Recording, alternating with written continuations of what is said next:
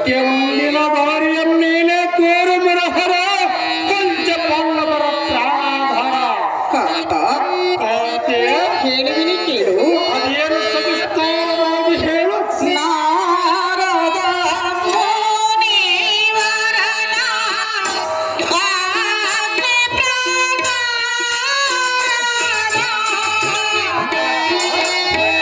ಚೆನ್ನಾಗಿ ಕೇಳು. ಚೆನ್ನಾಗಿ ಹೇಳು.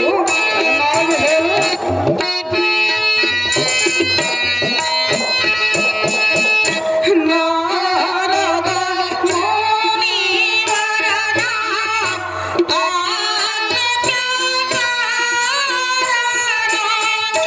ಮುಕ್ತಿ ಪಡೆಯಲೆಂದೇ ವಚನ ಕೊಟ್ಟಿದ್ದೀರ. ಚೆನ್ನಾಗಿ ಕೇಳು. ಚೆನ್ನಾಗಿ ಹೇಳು.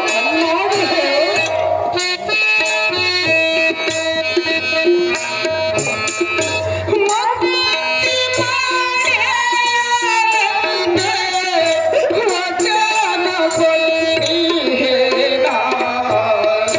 ಹರಿಯುವ ನದಿಯೋಳು ಶ್ರೀಹರಿ ಪೂಜೆಯು.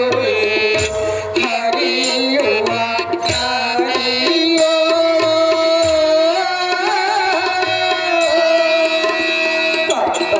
ಕಾಂತಿ ಧರ್ಮಣೆಯ ಕಾಲದಲ್ಲಿ ಪ್ರಾಣದಾನವನ್ನು ಮಾಡಿದರೆ ಮುಕ್ತಿ ದೊರೆಯುವುದೆಂದು ಎಲ್ಲಿಂದಲೋ ಬಂದ ನಾರದರು ನನ್ನಿಂದ ವಚನವನ್ನು ತೆಗೆದುಕೊಂಡರು.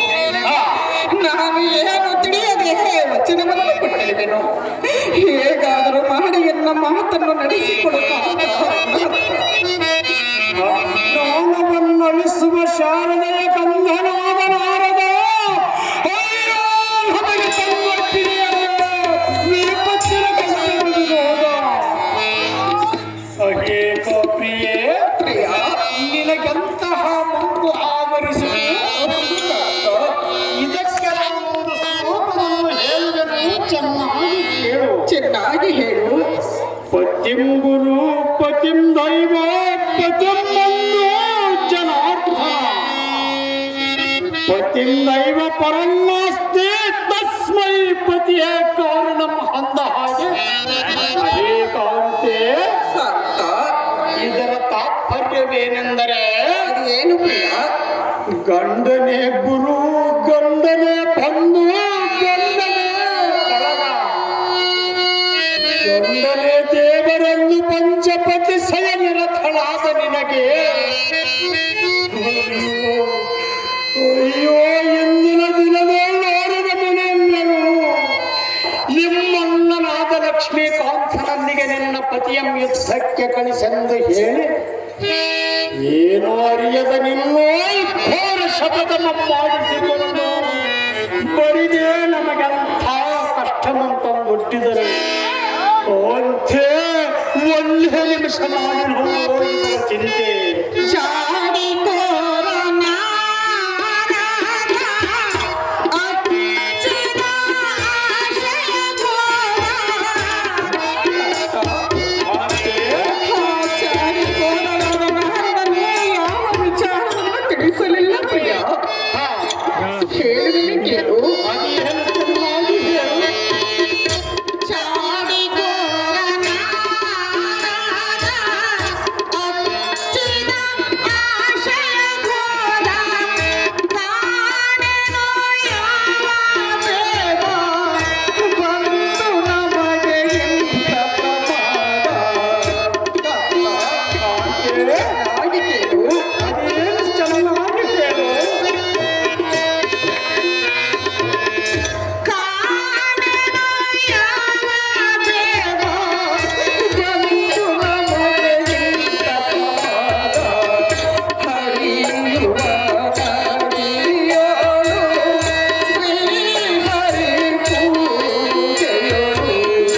ಹರಿಯುವ ನದಿಯೋಳು.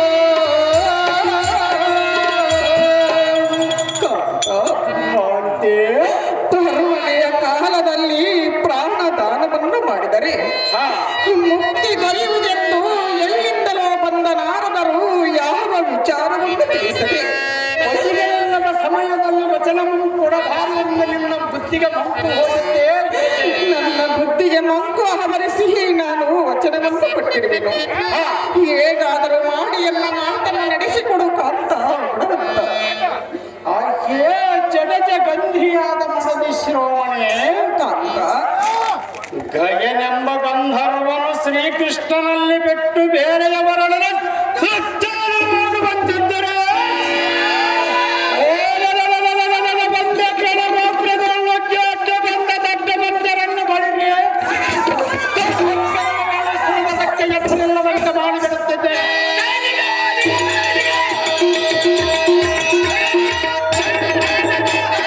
ಭುಜಬಣ್ಣರನ್ನು ಮೆರೆಯುತ್ತಿರುವ ಸರಿಧರಗಳ ಮಂತಲ್ಲನಗೊಳಿಸಿ ಓಡಿಸಿ ಕೈನೆಂಬ ಗಂಧರ್ವನಿಗೆ ಸಂತಸದ ಹಾದಿಯನ್ನು ತೋರುತ್ತಿದ್ದೆ.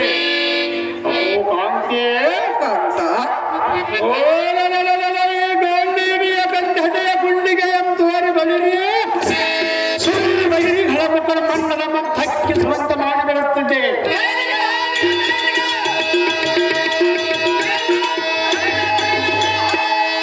ದಾರು ಮಾಡುವುದೇನಿದೆ?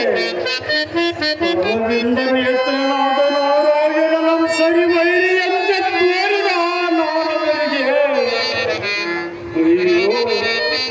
ಅಯ್ಯೋ ನಮ್ಮಿರುವರ ಗೆಳತಿನ ಮಕ್ಕಳು ಸಹಿಸಲಾರದೆ ಕೆಟ್ಟ ಬುದ್ಧಿ ಹೆಂಕೋರಿ